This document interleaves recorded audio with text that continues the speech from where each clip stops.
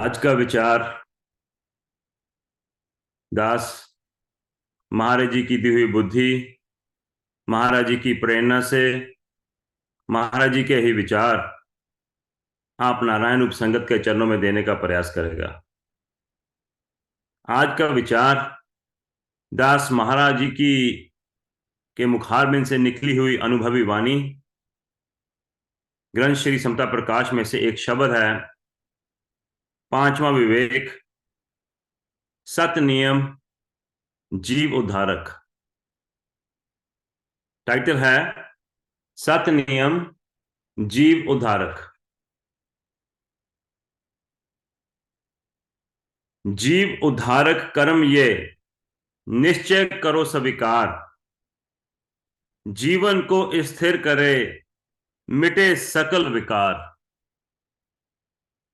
जीव उद्धारक कर्म ये निश्चय करो स्वीकार, जीवन को स्थिर करे मिटे सकल विकार।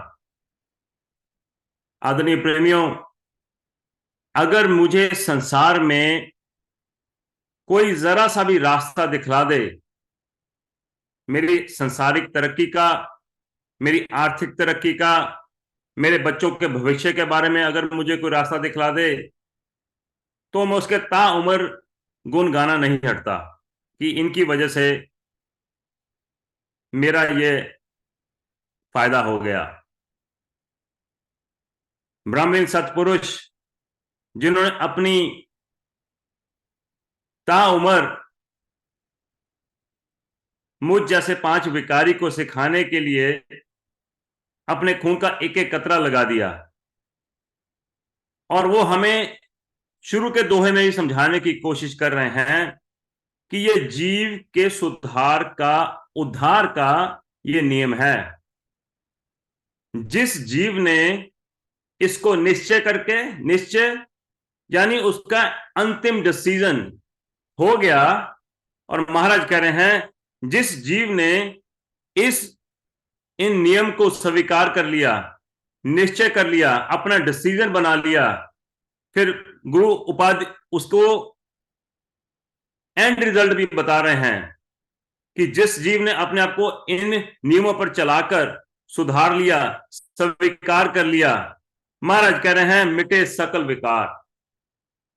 फिर उस जीव के, देखिए यहां पर शब्द मनुष्य इंसान नहीं आ रहा है, जीव आ रहा है। मिटे सकल विकार, उस जीव के सारे विकार खत्म हो जाएंगे। और मेरा सबसे बड़ा विकार यही है कि मैं बार बार जन्म मरण का चोला लेता हूं, ये जीव, और बार बार अपने ही इन पांच विकारों में गोते खाता हूं। और महाराज कह रहे हैं कि जिस जीव ने इन नियम को स्वीकार कर लिया, उसके सकल विकार, छोटे मोटे विकारों की बात नहीं हो रही, छोटे मोटे दुखों की बात नहीं हो रही, मैं इस जन्म मरण के चक्कर से ही निकल जाऊंगा, मिटे सकल विकार। आगे महाराज कह रहे हैं प्रभात संध्या काल दो, दृढ़ नियम ये राख, दो घड़ी हर सिमरन कीजो प्रेम प्रीत के साथ। अब देखिए गुरु ने कितने, बहुत ही प्यारा ये शब्द है, एक एक लाइन इसकी गुरु ने ऐसी प्यारे शब्दों से मोतियों की माला पिरोई है कि बयान ही नहीं किया जा सकता। प्रभात संध्या काल दो, दृढ़ नियम ये राख, दो घड़ी हर समरण कीजो प्रेम प्रीत के साथ। अब ये क्यों कहा गया मुझे, इसका भी महाराज ने कुछ पहले दोहों में महाराज ने कुछ शब्दों में हम सबको समझाने की कोशिश की है। दास वो दो लाइनें आपके समक्ष रखने का प्रयास करेगा। महाराज कह रहे हैं अपनी उन्नति नित करो, लखो जन्म की मौज, बार बार ना आओगे हरो भरम का बोझ। इसके बाद महाराज कह रहे हैं ये समय की मौज है, उठ के नाम चितार, श्वास श्वास चल जात है जाका मोल अपार। अपनी उन्नति नित करो, लखो जन्म की मौज, ये मेरी जो श्वासें चल रही हैं, मुझे जो मनुष्य का चोला मिला है, ये मुझे अपनी उन्नति, यहां पर उन्नति महाराज ने अपनी आर्थिक उन्नति के लिए नहीं, अपनी पारिवारिक उन्नति के लिए नहीं, मेरी आध्यात्मिक उन्नति के लिए कहा है। ये जन्म की मौज तभी है जब मैंने अपनी आध्यात्मिक उन्नति, अपने 5 विकारों को सिकोड़ने की भरपूर कोशिश की। अपनी उन्नति नित्य करो, लखो जन्म की मौज, बार बार ना आओगे हरो भरम का बोझ। और देखिए क्या चेतावनी गुरु ने इसमें दे दी, बार बार ना आओगे। हो सकता है ये मेरा आखिरी मानुष का चोला हो। एक कुछ दिन पहले दास एक जगह गया जहां पर एक पेड़ की उम्र उन्होंने बताया कि 436 साल है। एक पेड़ की उम्र 436 साल है। एक ही जगह 436 साल के लिए अगर मुझे जमीन में गड़े हुए रहना है तो मैं अपनी मनमानी, ये सिर्फ 84 लाख योनियों में से सिर्फ एक योनि है। पता नहीं किन किन जन्मों से, योनियों से मैं होकर इस इंसान के चोले में आया हूं। और चेतावनी गुरु मुझे बार बार दे रहे हैं, बार बार ना आओगे हरो भरम का बोझ। पता नहीं किन किन योनियों में, कितने कितने 100 सालों में, कितने कितने हजार वर्षों तक मैं ठोकरे मारता, एक ही जगह पड़ा हुआ, सर्दी गर्मी, कोई मुझे आड़ी से काट रहा है, कोई मुझे क्या कर रहा है। बार बार ये गुरु मुझे चेतावनी दे रहे हैं, बार बार ना आओगे हरो भरम का बोझ। और इससे पहले महाराज ने इसीलिए कहा, प्रभात संध्या काल दो दृढ़ नियम ये राख, 2 घड़ी हर समरण की जो प्रेम प्रीत के साथ। अगर मुझे 84 लाख जूनियों के गोते नहीं खाने, हजारों लाखों वर्ष मुझे दर बदर जन्म मरण के चक्रों में नहीं घूमना, तो ये गुरु का नियम मुझे पल्ले बांधना ही होगा। प्रभात संध्या काल दो दृढ़ नियम ये राख। सिमरन अब तक मेरा निश्चय हो जाना चाहिए कि सिमरन की क्या इंपॉर्टेंस है मेरे लिए, और कैसा सिमरन करना है, प्रेम प्रीत के साथ।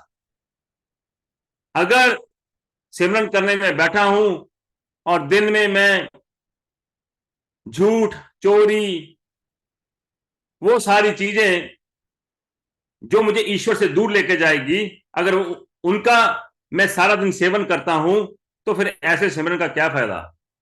सिमरन पर बैठा हूं और काम से इतना थका हारा आया हूं कि मैं लेटकर नहीं सो रहा, बैठकर सो रहा हूं, ऐसे सिमरन का भी क्या फायदा। महाराज कह रहे हैं, प्रभात संध्या काल दो दृढ़ नियम ये राख, 2 घड़ी हर सिमरन की जो प्रेम प्रीत के साथ।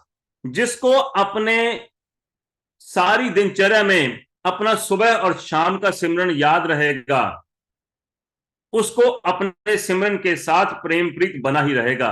जिसको सिमरन याद रहेगा, उसको गुरु का डर याद रहेगा, उसको हमेशा ये डर लगा रहेगा कि गुरु की आंख मुझे देख रही है।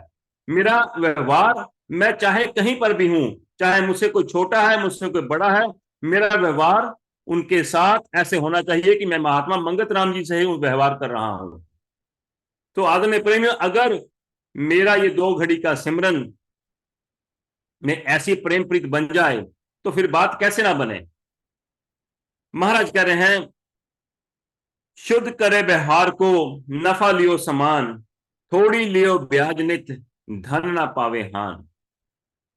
और यहां पर गुरुदेव मुझे अपने लोभ को नियंत्रित में रखने के लिए कह रहे हैं कि लोभी, अगर मुझे इस जीव उद्धारक नियम के ऊपर खरा उतरना है, तो जो चीज गुरु यहां पर लिखकर समझाने की कोशिश कर रहे हैं, उनके ऊपर मुझे चलना ही पड़ेगा, उनके उसके माफिक मेरा जीवन होना ही पड़ेगा। मेरा व्यवसाय है, मेरी नौकरी है, मैं हर समय ये चाहता हूं कि मेरी जेबें, मेरा धन आता रहे, उसमें कभी कमी ना हो, बढ़ोतरी जितनी मर्जी होते रहे। और महाराज कह रहे हैं, शुद्ध करे व्यवहार को नफा लियो समान, थोड़ी लियो ब्याज नित धन ना पावे हान। जिस इंसान ने, जिस मनुष्य ने अपने धन को हानि नहीं पहुंचानी, वो उसका व्यवहार सीमित में होगा, मर्यादा में होगा। और अगर इससे ज्यादा मैं हड़पने की कोशिश करता हूं, कमाने की कोशिश करता हूं, तो बड़ी से बड़ी एग्जाम्पल मेरे सामने है। कितने राजों के राज खाली हुए हैं, पड़ी होती थी, कितने गले में डाले। तो अगर मेरी मर्यादित कमाई, मेरी मेरी सीमा में मेरी दिनचर्या, मेरा व्यवसाय होगा, थोड़ी लियो ब्याजनित धन ना पावे हान। लक्ष्मी करे निवास वहां जहां साचा व्यवहार, मेहनत थोड़ी फल पायो बहुता ऐसा सुनो विचार। अब ये गुरु के शब्द इतने चमत्कारी शब्द हैं कि जो जो अपनी जहां जहां आध्यात्मिक तरक्की पर बैठा है वो उसका वैसा ही मतलब निकाल सकता है। आज मेरी समझ में एक लेवल की अंडरस्टैंडिंग है। हो सकता है अगर मैं इस आध्यात्मिक रास्ते पर चलता चाहूं तो ये शब्द ही मेरे लिए कुछ और मुड़कर मुझे समझाने की कोशिश करेंगे। जो दास की तुच्छ बुद्धि इन इस दोहे को समझ सकी है, लक्ष्मी करे निवास वहां जहां साचा व्यवहार, मेहनत थोड़ी फल पायो बहुता ऐसा सुनो विचार। लक्ष्मी करे निवास वहां, एक लक्ष्मी का स्वरूप जो संसार जानता है कि पैसे की पैसा, अगर पर मेरे लिए परमपिता परमात्मा ही है। लक्ष्मी करे निवास वहां, मेरे जहन में परमपिता परमात्मा गुरु की कृपा तभी हो सकती है जहां साचा व्यवहार। अब साचा व्यवहार फिर वही, मेरे 5 विकार सिकुड़ रहे हो, मेरे 5 नियमों में दृढ़ता आ रही हो, मेरे काम क्रोध लोभ मोह अहंकार में कमी आ रही हो। लक्ष्मी करे निवास वहां जहां साचा व्यवहार, मेहनत थोड़ी फल पायो बहुता ऐसा सुनो विचार। मेहनत थोड़ी, संसार को, संसार के जो दर बिदर की ठोकरें मैं खाता हूं वो मेरी कम होगी। जब मैं सिमरन पर बैठता हूं तो आध्यात्मिक दृष्टि से देखा जाए तो मेरी मेहनत थोड़ी है, मेरे शरीर की मेहनत थोड़ी है। मेहनत थोड़ी फल पाया बहुता ऐसा सुनो विचार। मैं गुरु के सिमरन के लिए बैठता हूं, थोड़ी मेहनत करता हूं और मैं गुरु के चरणों तक पहुंच सकता हूं।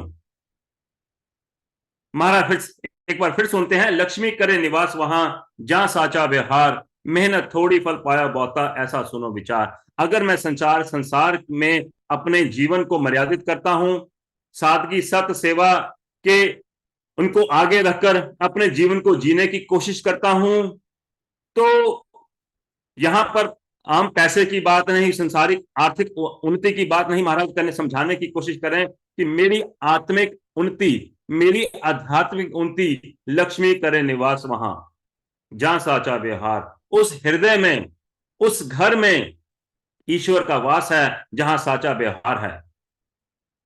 मेहनत थोड़ी फल पाया पाता ऐसा सुनो विचार, कि मैं मेहनत संसार में कम करूं, ईश्वर के प्रति करूं, तो उसका जो मुझे रिजल्ट है, उसका जो मेहनत थोड़ी फल, उसका जो फल है वो मैं असुरता की तरफ जाता हुआ मैं देवता बन सकता हूं।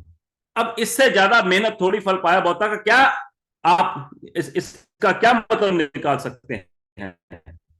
कि मैं जरा सी मेहनत करता हूं, अगर देखा जाए मेरे और गुरु के बीच में सिर्फ पांच पांच दीवारें ही तो खड़ी है, काम क्रोध लोभ मोह। इसको जितना मर्जी बढ़ा लूं, जितना मर्जी अपनी समझ के मुताबिक छोटा कर लूं, मेहनत थोड़ी फल पायो बहुता ऐसा सुनो विचार। कि इन 5 जरा जरा सी दीवारों को अगर मैं गिरा दूं, अगर समझूं तो जरा जरा सी हैं, अगर ना समझूं तो इनसे बड़े माउंट एवरेस्ट की तरह के पहाड़ कोई नहीं। मेहनत थोड़ी फल पाया बहुता ऐसा सुनो विचार। जिस जीव ने गुरु की इस बात को समझ लिया, फिर उसके लिए, जिसको मैं आध्यात्मिक रास्ता बहुत मुश्किल समझता हूं, उसको फिर महाराज कहें कि मेहनत थोड़ी फल पाया बहुत।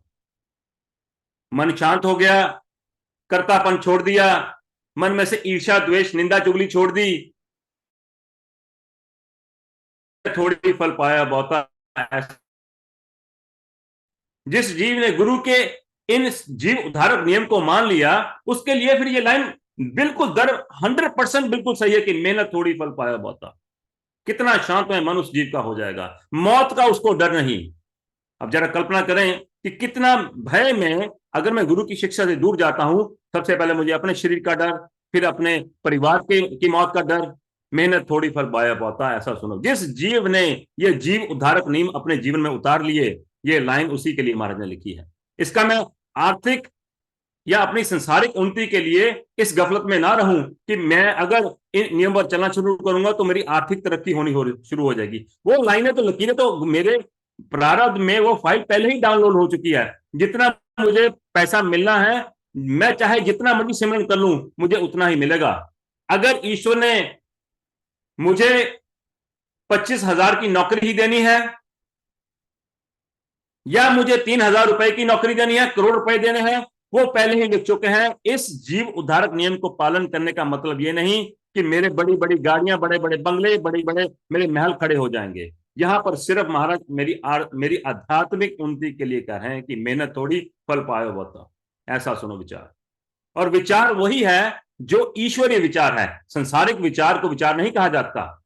विचार गुरु की नजर में उसी को कहते हैं कि जो उसे ईश्वर के चरणों की तरफ लेके जाए। महाराज आगे कह रहे हैं, खेती और चाकरी में परहक करे पछान, शुद्ध कमाई जानिए जो ऐसा निश्चय मान। बार बार हिदायत दी जा रही है कि मेरा व्यवहार, चाहे मैं खेती कर रहा हूं यानी मैं नौकरी कर रहा हूं, चाहे मैं व्यवसाय में हूं, चाहे मैं चाकरी यानी नौकरी कर रहा हूं, खेती और चाकरी में परहक करे पछान, शुद्ध कमाई जानिए जो ऐसा निश्चय मान।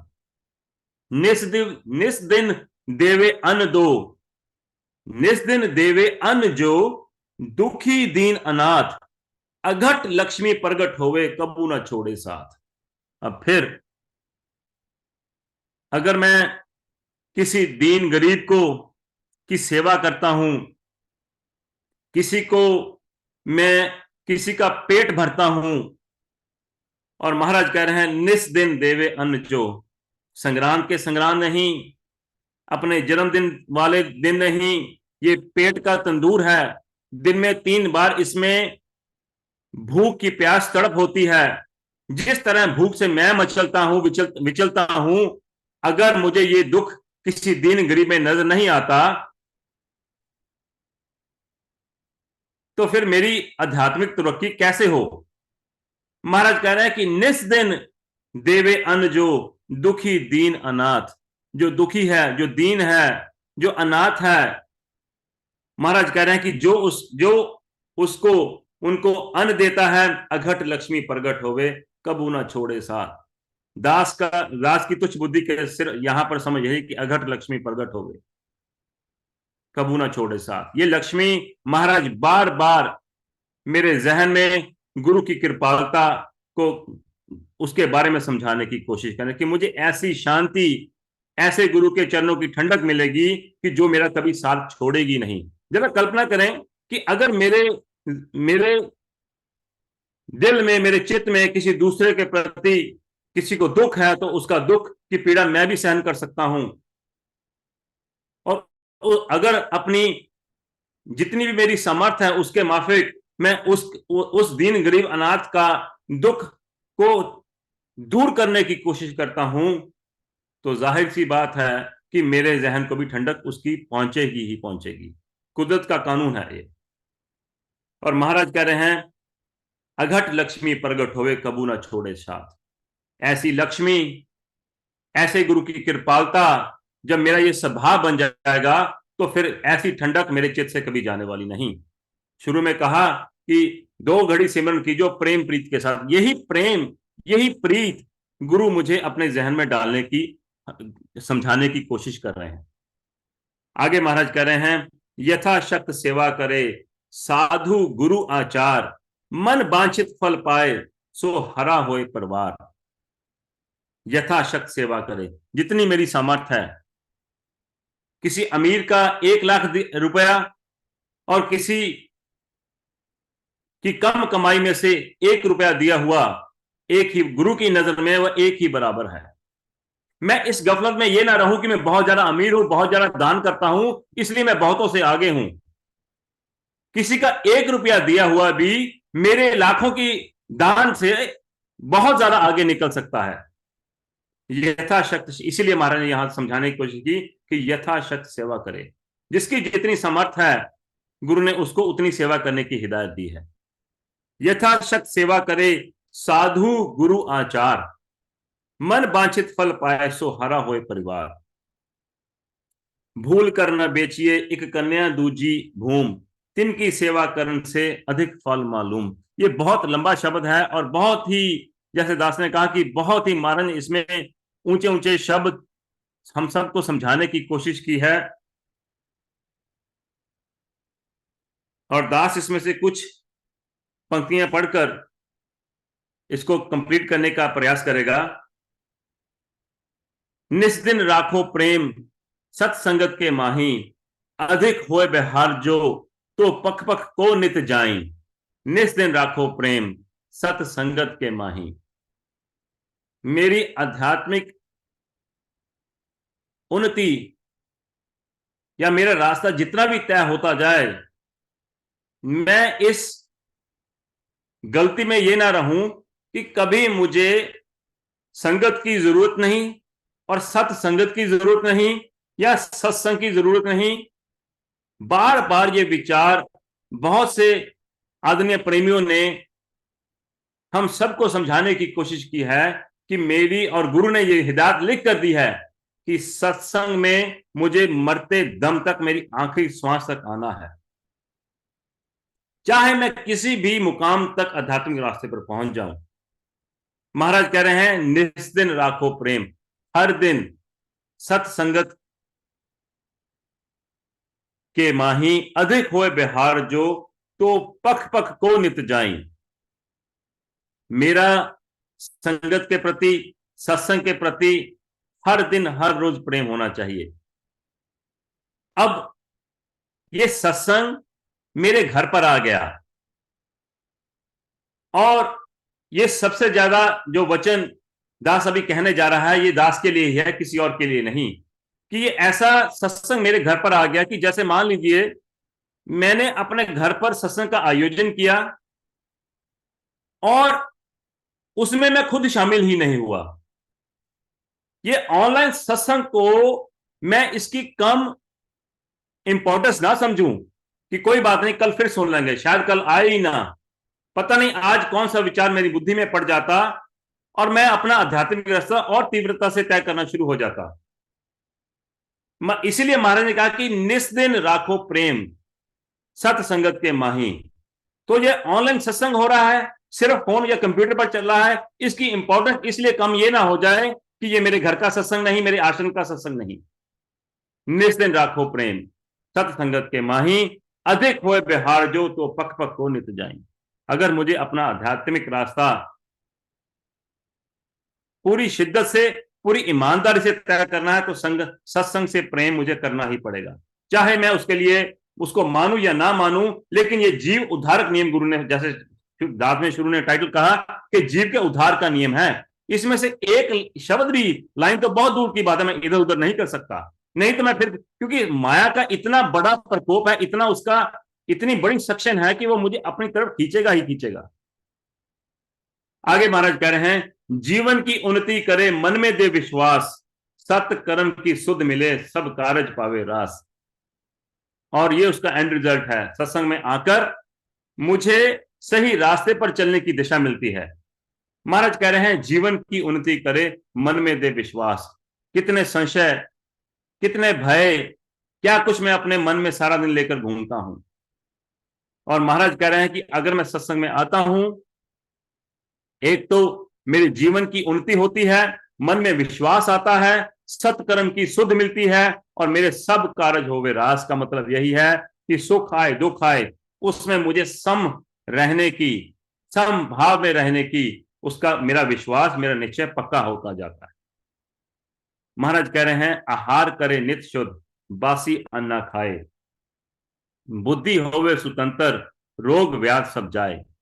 अब देखिए आहार के ऊपर महाराज का एक पूरा शब्द है कि मेरा आहार कैसा होना चाहिए। आजकल जितना रश शाम को गली के नुक्कड़ की रेडियो पर भीड़ में जितने आपको जोमेटो स्विगी के जितने भी आपको डिलीवरी के वाहन चलते नजर आएंगे कि अनबिलीवेबल ये देखने का मंजर है। कौन कहां पर क्या किस मन की अवस्था में पका के मुझे खाना डब्बे में बंद करके मुझे भेज रहा है, मुझे इसका होश ही नहीं। महाराज यहां पर कह रहे हैं आहार करे नित शुद्ध बासी अन्न खाए। मैं जब बाहर का खाना खाने के लिए मेरी लाल टपकती है, तो क्या वह खाना मेरे घर में मेरी मां या मेरे घर में पकाए हुए मेरी मां बहन के पकाए हुए से क्या शुद्ध हो सकता है? कोई कहां पर किस अपने मन की, और महाराज ने कहा कि जब अन्न बन रहा हो घर में तो वहां पर महामंत्र का उच्चारण होना चाहिए, क्योंकि उस मन का असर अन्न का असर सीधा मेरे मन पर पड़ रहा है। कौन किस अवस्था में किस क्या जुल्म उस इंसान पर हो रहा हो कि कितनी वह मेहनत कर रहा हो, किस गर्मी में वह खड़ा हो, और किस अवस्था में कहां कहां से होता हुआ अन्न वो मेरे टेबल तक पहुंचता है, मैं उसको खाता हूं, और ऐसा अन्न खाकर फिर मैं कहता हूं जी कि मेरा नाच जाग जाए। कितनी कितनी वाहियात ये बात है। महाराज कहने हैं आहार करे नित शुद्ध बासी अन्न खाए। बाहर का तो बहुत दूर की बात है, गुरु मुझे अपने घर का बासी अन्न खाने के लिए मना कर रहे हैं कि उस बासी अन्न का भी जो असर है मेरे मन के ऊपर, उसको वो दूषित करेगा। आगे महाराज कह रहे हैं बुद्धि होवे स्वतंत्र रोग व्याध सब जाए। कितने रोग, पंजाब में तो कैंसर की एक ट्रेन चलती है पंजाब से दिल्ली के लिए। अब जरा कल्पना करें कि क्या इस शरीर का हाल, किस ईश्वर ने किस कारण मुझे ये शरीर दिया, और किस कारण मैं अपनी कौन सी अपनी वासनाओं की पूर्ति के लिए कहां कहां की, देखिए जरा अपने अपने आप को मैं कहां कहां की ठोकरें खवा रहा हूं। महाराज कह रहे हैं नफा समान खर्च करे बचत कीचे नित, लक्ष्मी का आदर करे फजूल ना त्यागे मित। पहनावा सादा करे जो होवे देश की चाल, सबसे प्रीति उपजे तन मन होए निहाल। थोड़ा समय निकाल कर वृद्ध का कीजे संग, अनेक गुण तिनसे मिले सुन साचो प्रसंग। ये दास के हृदय के बहुत ही करीब ये लाइन है। थोड़ा समय निकाल कर वृद्ध का कीजे संग।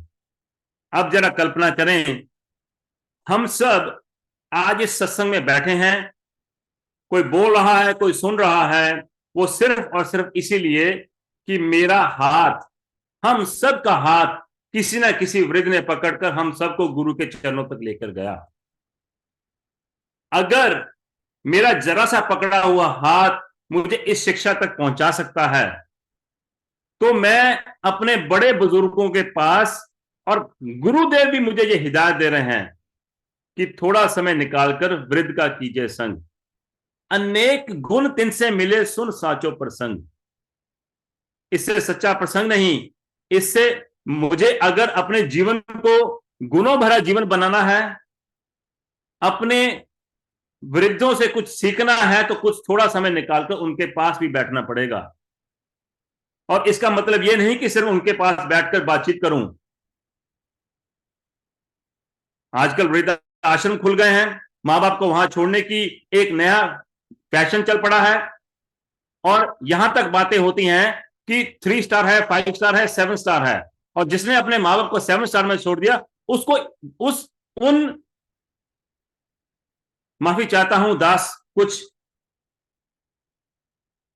शब्दों का जो है वो चयन करने में थोड़ा समय लग जाता है कि जो अपने मां बाप को 7 स्टार वृद्धाश्रम में भी छोड़ा है, उसको इस बात का अहंकार हो गया कि मैंने अपने मां बाप को इतने रुपए महीने के आश्रम में उनकी देखरेख के लिए छोड़ रखा है।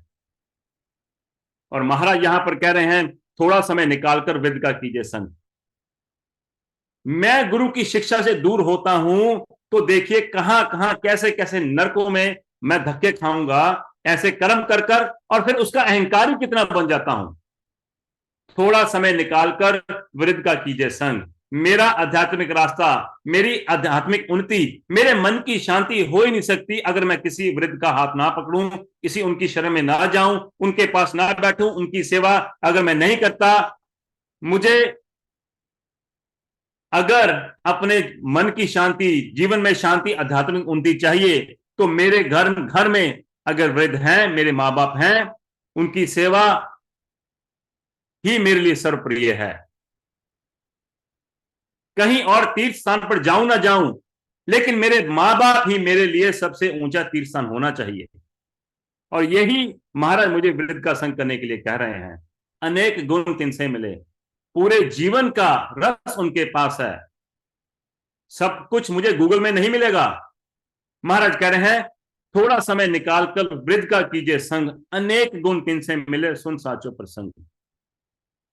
बहुता रूप जो नित करे, सो बद आचारी जान, धन जोवन को निष्ठ करे, जीव पाए नितहान। कितनी कितनी किट्टी पार्टीज, कितनी कितनी कपल मीट्स, कितने कहां कहां जंगलों में जा जाकर कौन कौन सी किट्टियां पार्टियां, क्या से क्या वाहियात बातें सुनने को मिलती हैं। और जब ऐसी तंबोला खेलने के लिए, किट्टी पार्टी जाने के लिए जब मेरी माँ बहनें तैयार होकर जाती हैं, तो वहां पर किसने क्या पहना है, क्या फैशन है, कैसा मेकअप किया है, और उसका अंतिम निर्णय गुरु ने यहां पर दे दिया। बहुता रूप जो नित करे, सो बद आचारी जान, धन जोबन को नष्ट करे, जीव पाए निधान। मैं इसको समझने में चाहे अपनी बेवकूफी जाहिर कर दूं, लेकिन एंड रिजल्ट गुरु ने दे दिया।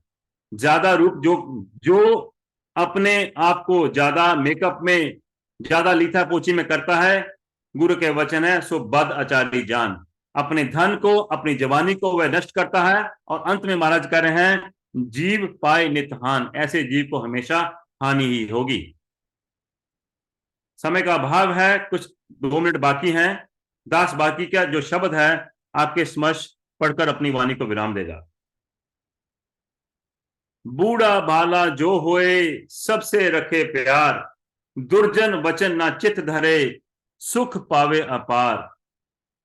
चोरी जुआ कपट छल, चौपट ताश शतरंज, सिनेमा थिएटर जामनी, नित देवे जीव को रंज।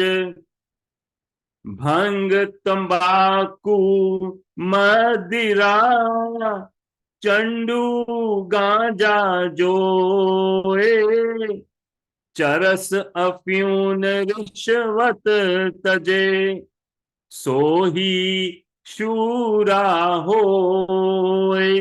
बहुत ही सरल शब्द हैं, इनकी व्याख्या की जरूरत भी नहीं। अगर मेरी अंदर से समझने की शक्ति है, तो एक एक शब्द मेरे जहन में उतर सकता है।